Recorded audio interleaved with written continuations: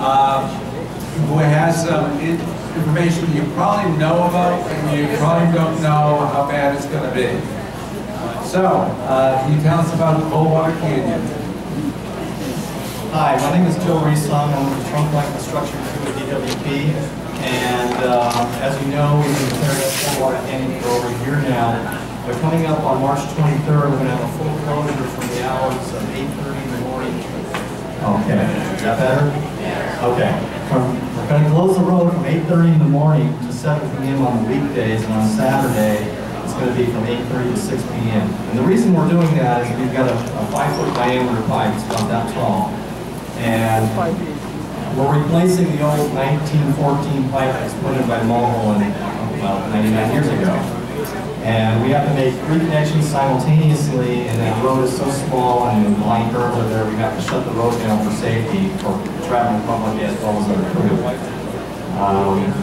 When we're not working on those off hours, Coldwater will be open with 1 lane northbound and southbound in each direction. Once we're done with that, there'll still be more work out there.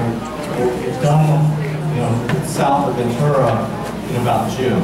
About June 1 is our projected date to get out of that area, but the road will be open in April.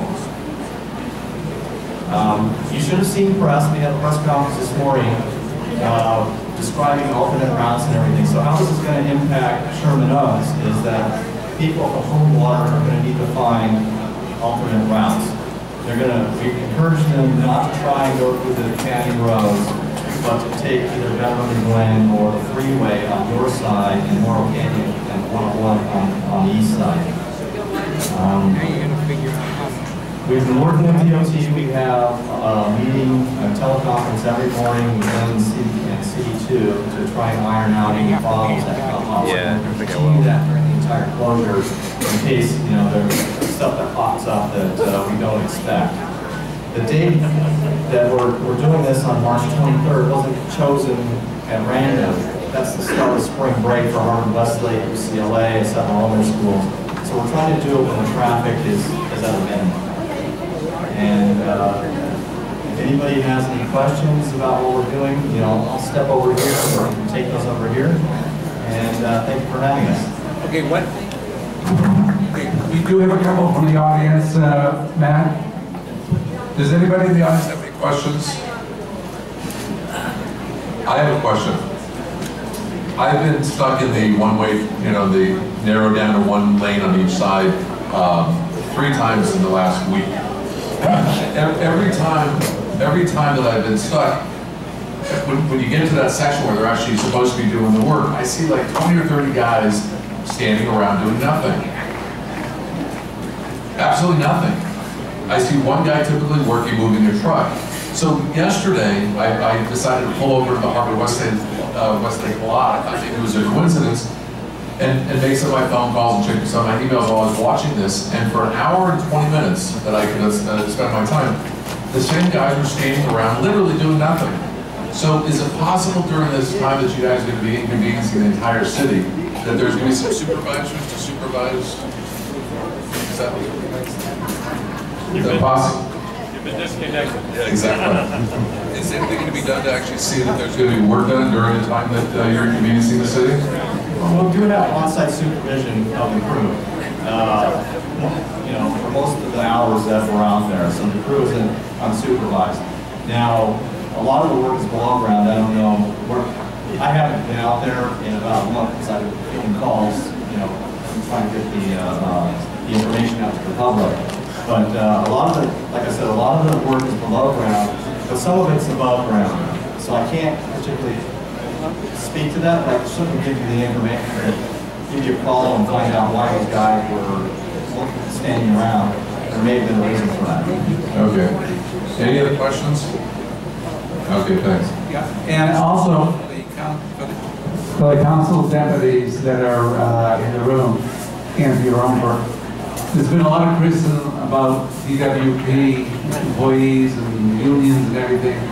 So you might want to send a message out that that's exactly the wrong type of message to send to the public when you have 20 people just standing there, because all these people are being paid for by the people in this room. So, thank you. Any other questions? You can see over the side. Okay, Bob Anderson, come on up and update. Thank you, Richard. We're still working on the helicopter noise problem in Sherman Oaks. And as I mentioned before, and it's been in the newsletter, we're setting up a new organization called the Los Angeles Area Helicopter Noise Coalition. I'm going to be the president. We've got members from the South Bay, Hollywood, Griffith Park, Tarzana, all of the valley. And we've learned something really interesting. Helicopter flies over your house, it's really noisy. What can you do about it? Well, it turns out you can't do anything because there's nowhere to lodge a complaint. If you call Van Nuys Airport, they kind of blow you off. If you try to call the FAA, they won't even answer the phone. So what we're trying to do is work to set up a complaint system where you could pick up the phone, you could lodge a complaint, it would go on a map, and we could take it to the city and say, here's a hot spot in Sherman Oaks where there's been 40 helicopters in the last 25 days. And this is the same system that they used in New York, where they do have regulations now that force the helicopters to fly only in certain places. So it's going to take a little while, but we're trying. And there's a lot of things that we can do. We're working with Congressman Schiff's office, who has legislation, along with Senators Feinstein and Boxer, to force the FAA to do something about helicopter noise in Los Angeles. And if you have any complaints, my email is always in the newsletter. Please send them to me, and I'll make sure we store them and load them onto the new system when it's ready. Thank you. Way to go, Bob! Thank you. Tamar? No, don't come up here. I'm deputizing you to keep everything over there quiet, since you're the worst offender. Officer Trent Berry, come on up and then explain what's happening in the Sherman Oaks area. And is Ron Carter is retired. So is the alignment for Sherman Oaks senior lead officers set? Ron Carter retired. Well, good evening, everyone. I am Officer Trent Berry. I'm the senior lead officer for the northern Sherman Oaks area. And as Richard stated, Ron Carter used to be the senior lead officer for southern Sherman Oaks, but he has retired. We're going to have a temporary filling position while the department looks at hiring a new officer on a full-time basis to be the new senior lead for the southern Sherman Oaks. So you will have someone to contact meanwhile during that process. I just briefly wanted to take this opportunity to let you guys know, currently year to date, this time right now as compared to last year, crime overall is down. Crime is down about 9% overall in the Van Nuys, Sherman Oaks area. With that being said, what we ask is that all of you just continue to be vigilant on protecting your property, whether you're at home or you're out shopping. Keep an eye on your belongings. Petty theft is still kind of on the rise. And when I say petty theft, just when you're out and about, people targeting cell phones, handbags, ladies' handbags, and whatnot. So just pay attention and pass the word on to your neighbors as well. One last thing, speaking of neighbors, if you can, participate in the Neighborhood Watch program. Find out if you guys have one in your neighborhood and get involved. That's the best way to keep crime out of your neighborhoods. If you have any questions for me, I'll be standing over in the back. And it's a pleasure seeing you all tonight. Thank you. And if you have any questions on the Metro project that we're going to discuss tonight, Matt Epstein, raise your hand please, is collecting questions, and we know that you may not have questions until you hear more about the proposal. So during that time period, feel free to come up on the side and give us new questions. I'd like to ask the deputies that are here from various elected offices to come forward and introduce themselves. I'm going to start with Jonathan Brand, who is deputy. Am I allowed to? I mean, your boss is here. Not your boss's boss, but we'll put Carolyn on second. courtesy to our chief of staff. No. You're the hero tonight. We're going to talk about the project on Sepulveda by the freeway, the Mammoth, we call it the IDT project, just north of the Galleria. And Jonathan was at the hearing. And tell us what you said on behalf of Councilman Tom LaBonge. So I think, hi, Jonathan Brand with Councilman Tom LaBonge. Jonathan Brand with Councilman Tom LaBonge's office. I'll make sure I speak loud enough so the refrigerator over there doesn't drown me out. It's a loud one. Now, I think all of you are familiar with this project at this point. If not, it is the 7 or 8 acre parcel that's adjacent to the 405-101 interchange, right next to the parking structure for the Sherman Oaks Galleria and our favorite 777 hotel, the classiest place in all Sherman Oaks. Anyhow, there was the initial public hearing was last month, and what the councilman's recommendation that I spoke on behalf was to incorporate the mitigation measures that they worked on with the neighborhood council, which includes a median, includes increased setback, increased courtyard.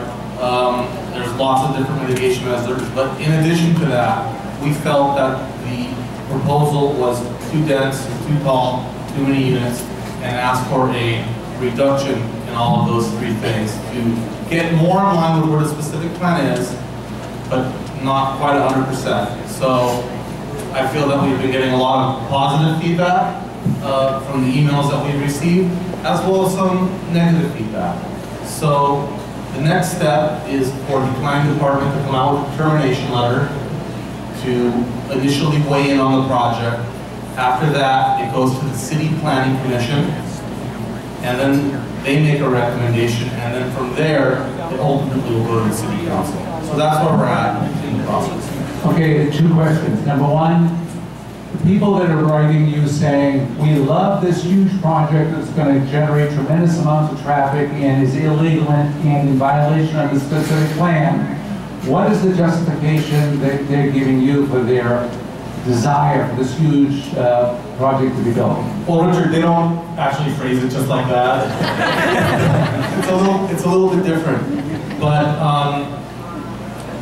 for the most part, people that are for this project, and I think we're all for this project, even the neighborhood association, even the owner association, and the council office, in a certain, we don't want to see a vacant lot there. We want to see some sort of development that's good for the community. But with the people who have been asking for the project as currently proposed by the developer, want to see economic development. They want to see an opportunity, a mixed-use community, or they want to see people, more people in the neighborhood, so to populate the businesses, things like that. Okay, very convincing. I'm not trying to convince anybody. Okay, number 2, and I did not ask you before, on the Sunkist project. Hopefully you read the newsletter about the Sunkist project. We've set up a committee. Kimberly Gersten is going to head it up. She lives just north of there. That whole area around the Sunkist building is going to be built up by one of the major apartment developers in the city and nationwide, IMT. So we're going to hear a lot about it, traffic, etc. What can you, since we have not been contacted by the developer, what do you know about the project? I'm not asking, I know it's too early for the councilman to weigh in, but factually, what do you know about the Sunkist project? Since even before we've taken over through redistricting, but since we've taken over through redistricting, we've had multiple developers come to us saying, we want to tear down the Sunkist building and do an apartment and or mixed-use project. The councilman feels that the Sunkist building is one of the 2 most iconic buildings in the San Fernando Valley and deserves to be saved. That and the Van Nuys City Hall, which is on Sylvan. He wishes it was on the corner, but it's not. When you drive by the freeway, the Sunkist building is what you think about, and it needs to be saved. And he said anyone who purchases this building to do development around it, because we understand that It's an antiquated parking lot that they have to save the building. And the company who purchased the Sunkist building intends to save the building and do a development around it. A couple things that we mentioned you must do is you need to make sure you take into consideration the homes on Calhoun, because that's going to be a big impact if you don't. And also, you need to talk to the people in charge of planning with the LA River and the master plan to incorporate that and make something beautiful over there as well. Other than that, we don't know what they're going to come up with, what they're going to ask for, but we've also told them you have to go to the homeowners association and to the neighborhood council. So it's in the incubatory stages, and they've hired an architect, and they're looking at architects, and I've asked them to, do something that's going to help the Sunkist building shine for the next 50 years. Thank you. Carolyn Ramsey, Chief of Staff for Councilman Tom LaVange. Why don't you give us an update? You can hold your applause to the end, it's okay. But Jonathan is great, and we're very happy to have him on our staff representing the councilman, who was planning on coming tonight, but he had a hike in Griffith Park, and it kept getting pushed back later and later and later and later, and there were people waiting for him in the park, and he couldn't get out here too. Anyway, thank you for having us all. I'm here with Tommy Newman also, who is a new field deputy for the area north of the 101.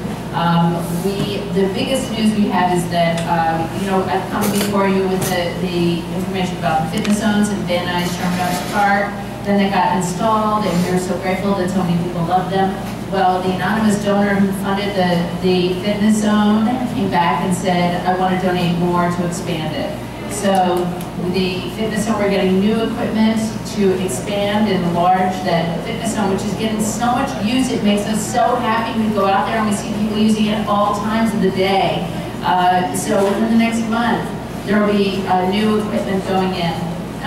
The anonymous donor donated half, and then the council member was so excited that she came back. He said, I'm going to match her donation. So we're going to get about 6 more pieces.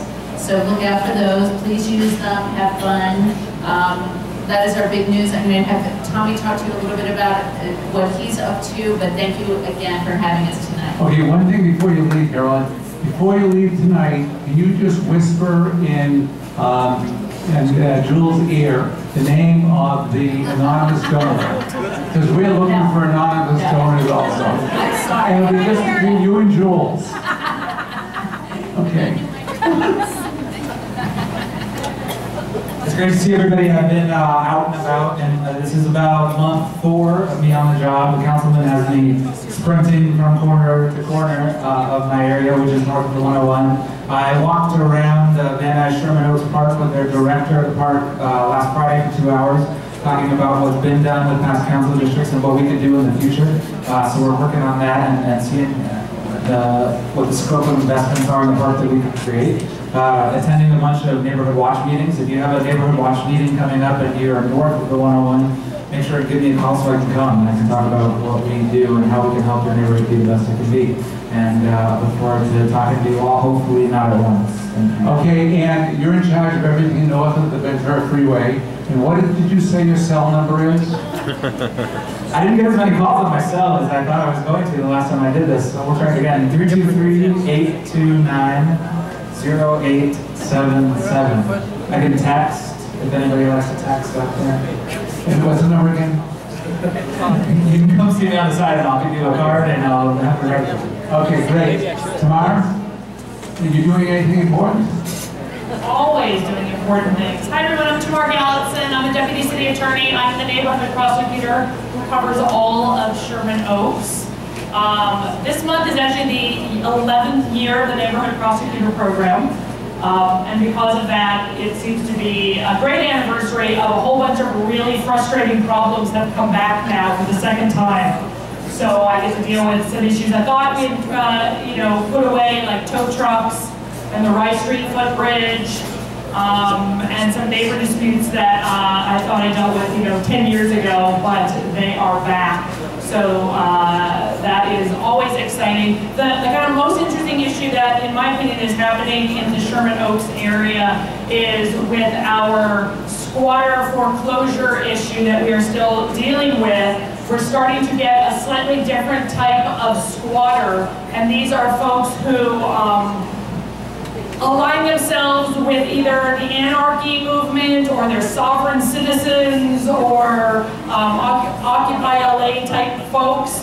And they are now claiming that they can occupy the house for various interesting legal reasons. And we actually have a couple houses in Sherman Oaks that are occupied by folks like this. So it just adds another wrinkle to trying to get them out of these vacant foreclosed properties and try to work with the bank. So once again, there's always a new con out there. So this is one of the most recent ones, and it's just a little bit harder to get some of these folks out of the houses.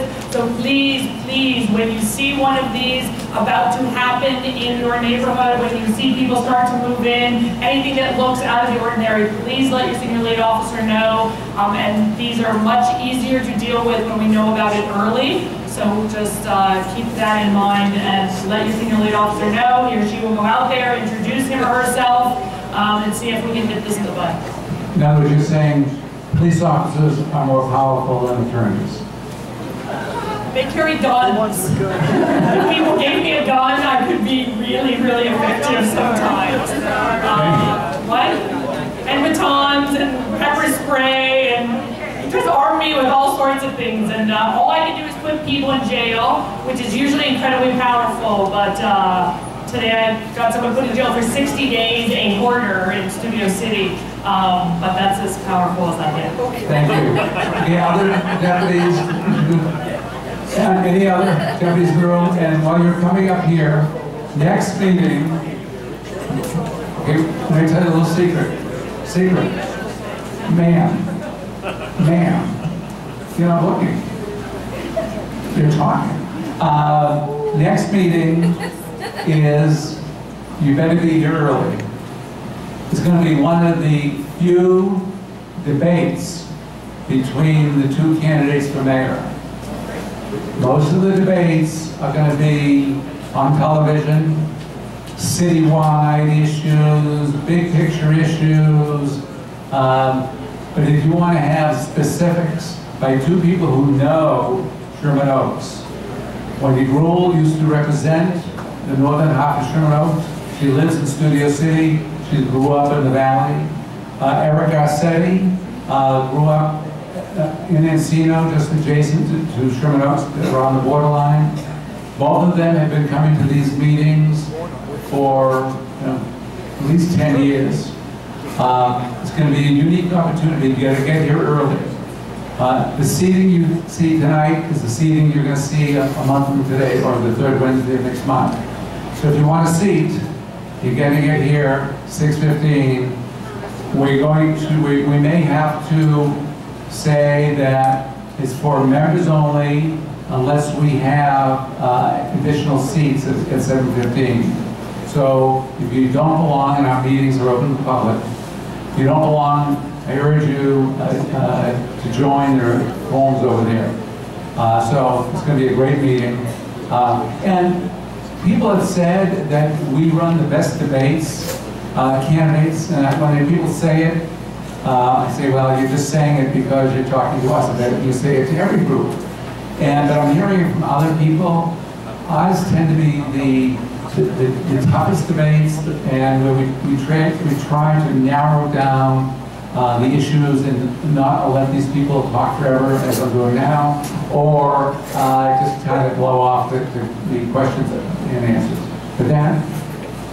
Good evening, everyone. My name is Bill Hackett. I serve as District Director for Assemblymember Rodriguez area. So I just wanted to briefly say hello this evening. I know that Stephen from our office, our field deputy for Sherman Oaks, comes here quite frequently, so I'm substituting for him tonight. Just want to remind you that the Assembly member does sit on budget, rules, health, education, and transportation. So some pretty impressive committees. We're always willing to help you on any state issues. In fact, I'm going to be working with Jules on a state issue with Caltrans, and you can always call our office at 818-319-2046. So that's 319-2046. Just a couple bills that we've introduced. We have AB 286 and AB 1189. There are companion bills related to the film industry and tax credits. We're looking to increase the tax credits for the film and television industry and modify the current legislation. So that benefits the Valley, it benefits everyone. And so again, anything we can do to help you on state issues, we're here, and we'll try to facilitate good relations between the different state agencies. So I thank you for your time and have a good evening. Thank you. And Jules wants to remind everyone about parking next month. I hope you all know that there's 3 parking lots here at Notre Dame. One is on Riverside Drive, one is the one right here, the main entrance, and one is on Houston Street, just north of the campus. So there are 3 parking lots. Make use of them. Good evening, everyone. My name is Lauren Lamont. I'm a field deputy with State Senator Alex Padilla's office. It's great to be here this evening. Just want to let you know, and I'm sure many of you are aware of this, but due to the redistricting process in California, basically Senator Padilla's district has shifted, and technically Senator Padilla is now the caretaker of both Sherman Oaks and Studio City. So I'm his deputy. I've been in the office for about 4.5 years. And I will be his liaison to both Sherman Oaks and Studio City. I'm here tonight with my co-workers, Noel and Gibson. They're right over there. So we really look forward to working closely with you. Senator is the chair of the Senate Energy Committee, and he's been doing a lot of big work on grid technology and grid manufacturing back to California. So thank you so much, and I look forward to meeting you. Okay, a couple questions. Is he running for Yaroslavsky's supervisory seat in 2014? Great question. I have no idea. So it remains to be seen. Another question. We want to have him speak at a meeting. Wonderful. Have him or his schedule a call. Right. We'll schedule it. Okay. Thank you. Marshall? Update. Matt needs to leave the room as chairman of the South Valley Planning Commission. Update him. Okay, a quick update on, first, Jonathan Grant already spoke on the councilman's position on Il Villaggio Toscano. We appreciate his statement supporting the SOHA position to remove the top 2 floors, which he didn't mention. This would reduce the number of units by 101 down to 298 from 399. As most of you know, the Ralphs is growing ever higher, and it'll be interesting to see how high it is when they top out. It's supposed to be 48 feet above Moore Park. Likewise, the Mosaic project on the old Baroni site is topping out and is finishing up. It also is quite large. And we've already talked about the Sunkist project. Thank you. I have a question for you. On the Ralphs, someone said that the height is in violation of the specific plan. Is that correct? Yes, it's 18 feet. Okay, and it is okay in violation. How did that get approved by the city? Well, I went through the process and it was approved. I went to the council meeting and Paul Krikorian, who was on the plum committee, sort of read from the developer's script and thought it was a wonderful thing. Oh, I'm sorry, I didn't hear you. Paul Krikorian. Okay, and but Paul Koretz was our councilman at the time. Did he fight for this project being downsized to meet the specific plan requirements? No. He favored the violation? Yeah. Thank you very much. Okay, let's talk about Metro. Everyone loves rapid transit, correct? Yes. We need rapid transit, correct? Yes. Okay.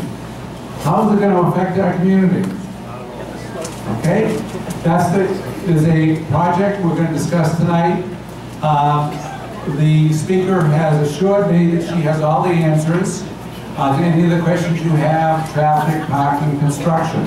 That she wants to hear your questions and your solutions Did I get that right? Renee Berlin from Metro, come on up. And correct me if I'm wrong in my description. I am wrong. Just a little bit wrong. I have Jody Litt back with me, who's our community relations person, and Alan Kashnik, who's our project director for this project, and Lillian Demolosa, one of our consultants who's representing. And I forgot Jody's microphone 101. But anyway, I'm Renee Berlin. I'm one of the executive officers at LA County Metro in the countywide planning department. So we're going to briefly, Jody and I are going to do a tag team.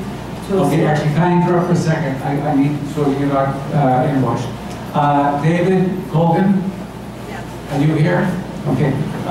David, stand up, is here representing Supervisor Xavier Slofsky, who's on the Metro Board of Directors and is the supervisor for our area. So if you have any political type or questions or issues that you want to speak to David at the end of the meeting, he'll be here. Thank you. You're my friend. Anyway, we're going to talk to you about our East San Fernando Valley Transit Corridor project. We're very, very early in the environmental process. We just started our scoping period.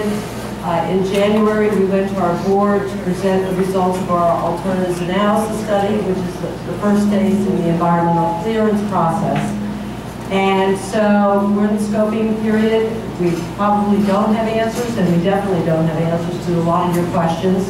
That's what the whole process is of the environmental clearance. So with that, Jody will kick it off, and then I'll go from there. Okay, and one last interruption. If you don't have answers, why are you here? Please explain. And I'll do that. I apologize for those of you on this side of the room. If you want to move over here to see the presentation, I think we're going to do this to help out. feel free. Okay. All right. Can you all hear me okay? Why don't we move on to the next slide, please, Lillian? All right. There we go. So, we are very early in the process. The purpose of the analysis, the purpose of the study is to do the analysis, which will lead to answers to the questions. You may like the answers, you may not like the answers. I don't know. We don't know what they're going to be yet. So, as you know, in the valley, we already have the orange line that goes east-west and then north of Canoga.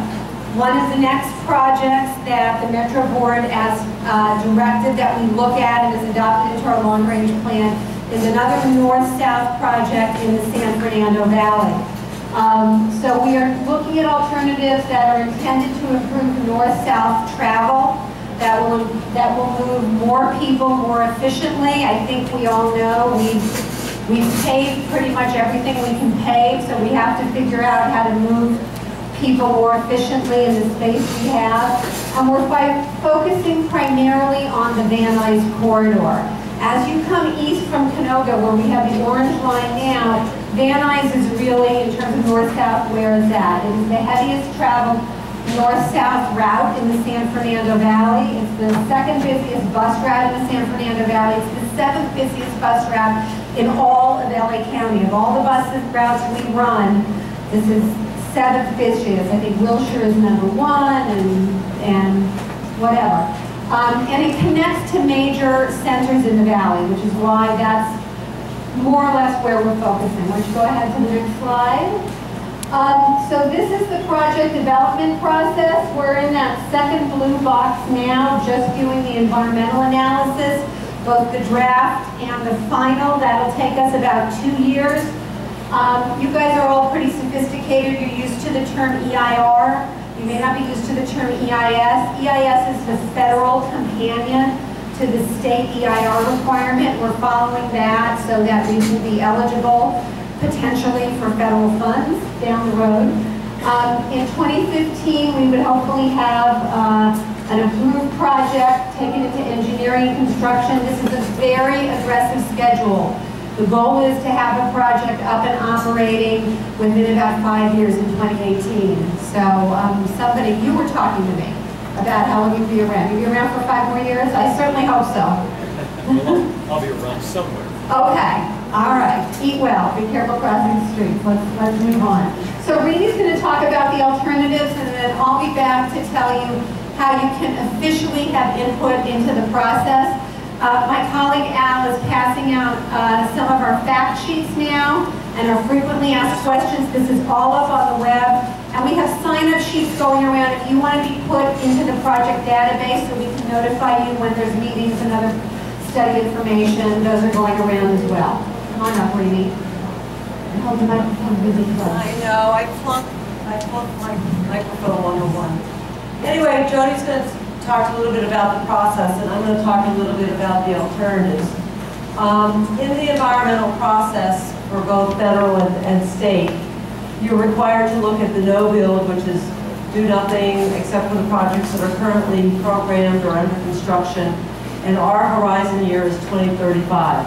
So it's one with the existing highway and transit system plus whatever has been funded in our long-range transportation plan that will be implemented by 2035. We also have a transportation system management alternative, which is the low-cost capital improvements like intersection widenings, more signal synchronization, enhancing bus service, adding more buses, or looking at different bus routes. Then in addition to that, we have our bus routed transit alternative. When we were going through our alternatives analysis study, we looked at about 30 different alternatives that went up Sepulveda Boulevard, went up Van Nuys Boulevard, looked at the east-west corridors in terms of connections.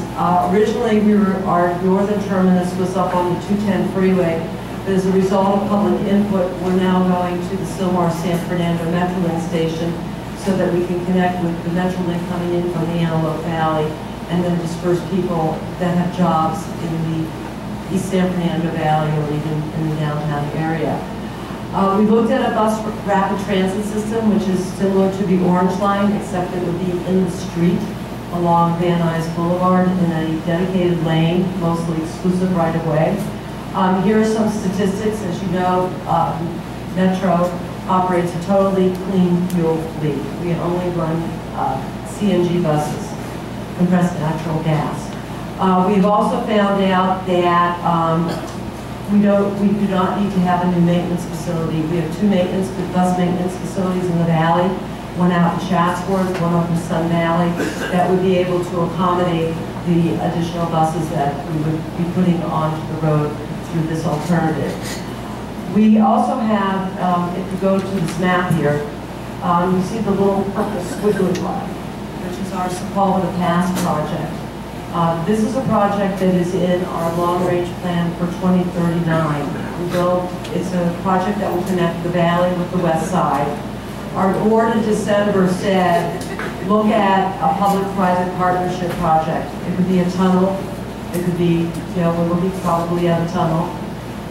And so our board said, look at a public-private partnership to see if we could move up the project delivery date to earlier.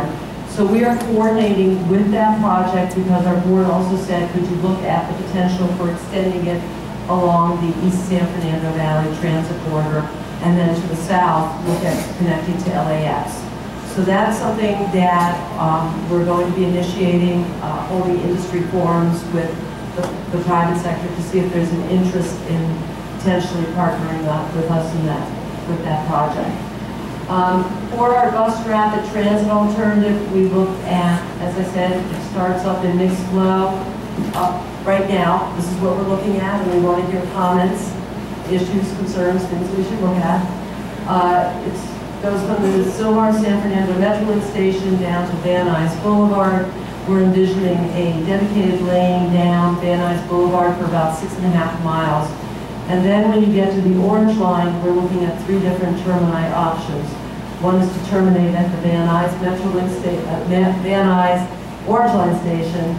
The second one is to come over to the Orange Line to the west and to potentially terminate at the Sepulveda Orange Line station, or we could either come down Sepulveda to Ventura Boulevard or come down Van Nuys to Sepulveda Boulevard, looking at dedicated and mixed flow lanes along those stretches. So there's some statistics here in terms of end-to-end travel time, potential number of stations. We may have more, we may have less, we may have that number. Everything right now is still under study. And as I said, we're in the very, very early stages of our analysis. So the cost is about, we're estimating, and this is like very, very conceptual engineering, about 250 to about 520. For this particular project, we have about 170 right now. So, yes. No, it's 250 to 520 million. Million. With an M. With an M. With an M. Yeah. So the next alternative that we are carrying forward into our draft environmental document is a light rail transit alternative. And this is similar to our existing light rail lines, the blue line, the gold line, the green line in the center of the Century Freeway.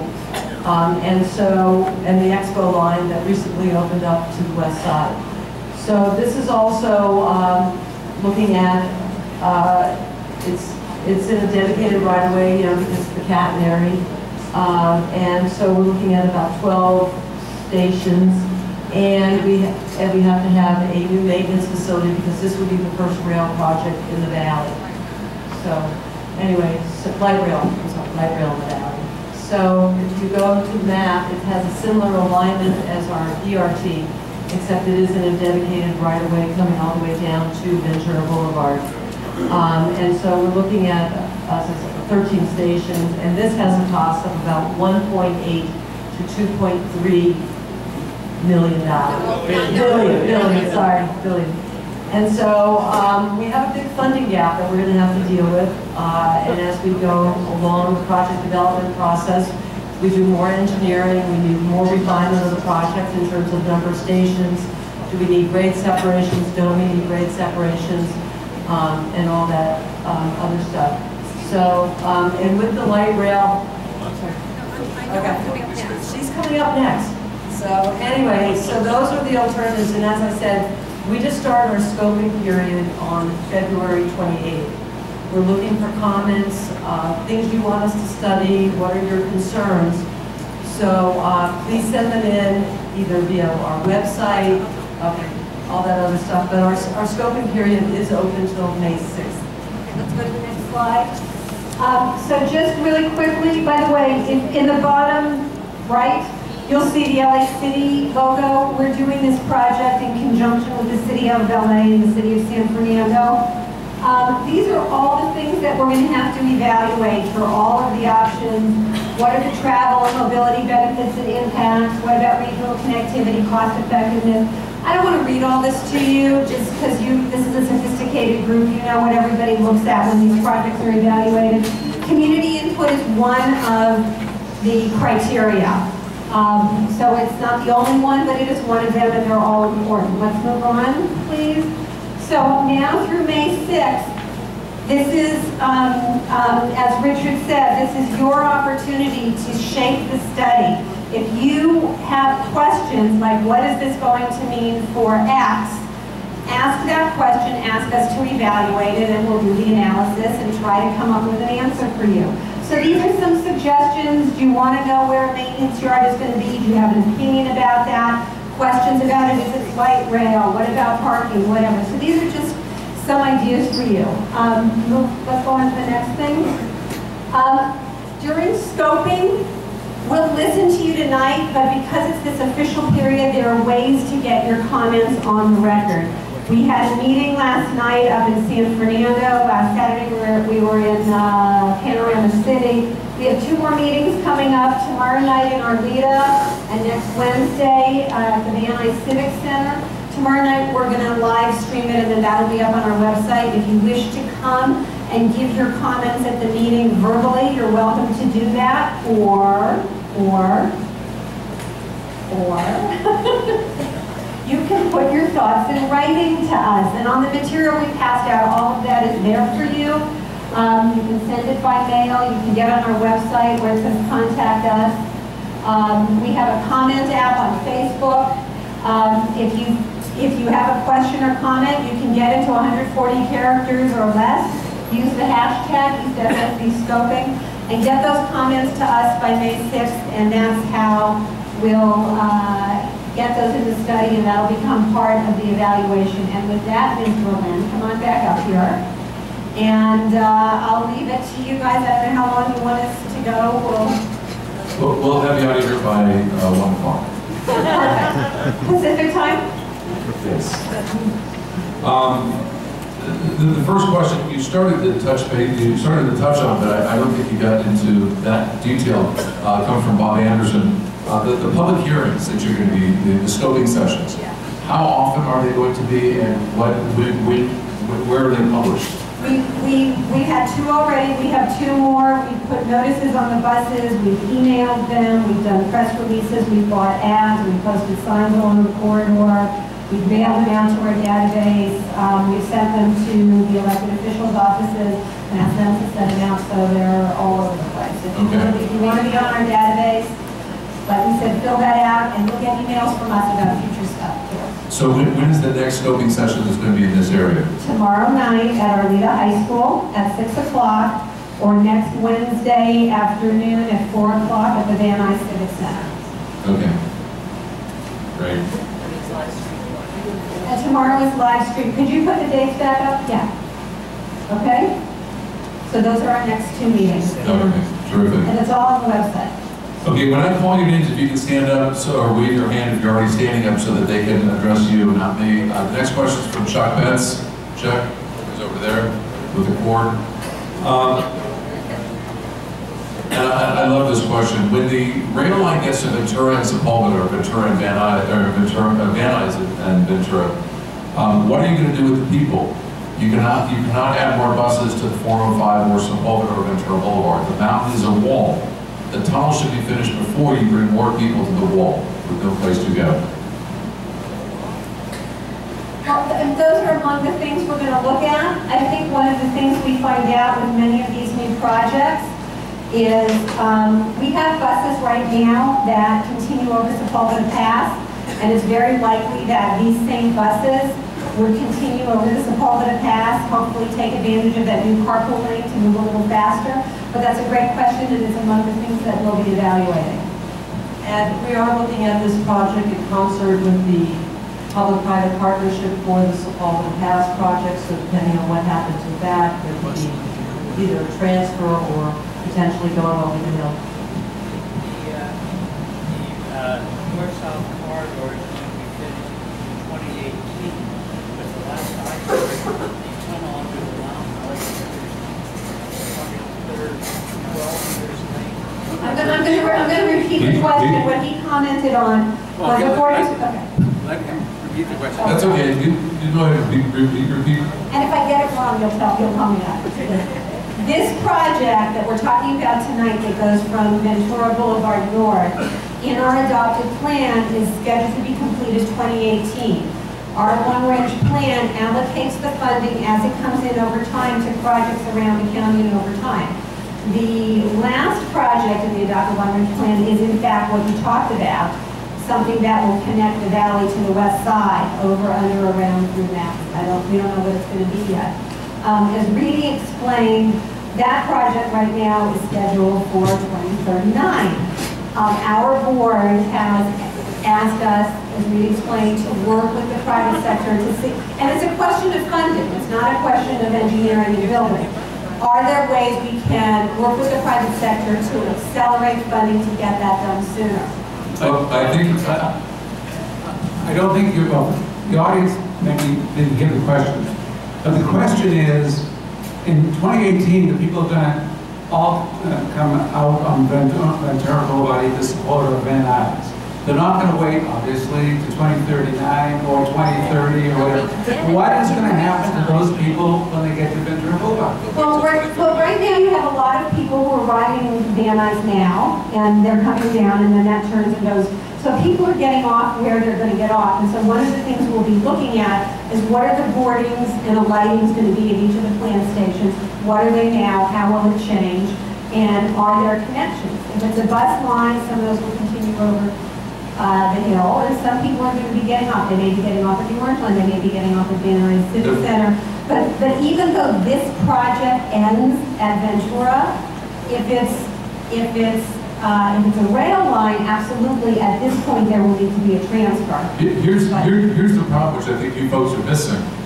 The log jam is already jammed. The jam is getting the people at Ventura Boulevard and getting, what do? Every day on Ventura Boulevard, it's a complete log jam with everybody coming from the north trying to get over the hill. So why bring more people into an area that's already over congested? Why not first why would you spend $500 million or $250 million? Why would you spend a dime on doing your research when enough people are fed up with getting this log jam? Let's get this log jam fixed first, and let's get a tunnel or access or this dedicated lane that you're talking about, so you can get this flow out of the log jam and over the hill where people are going. One of the things that we're looking at is trying, and one of the purpose and needs of this study is to actually try to get people from the single occupant vehicles to make transit a more attractive alternative. So that's what we're hoping. Additionally, what we will be doing is we will be doing traffic modeling to look at the traffic impacts. We will also be doing ridership modeling to look at where the people origin destinations of the people, where they want to go. So, and then as part of our other thing we look at is we look at interfaces between east-west and north-south, transit lines and things like that. So we're not looking at this project in a vacuum, we're looking at it as a system as to what we can do to improve the flow of people, not necessarily the flow of cars. Most of these people in this room will either not be alive or not be able to use public transportation by 2039.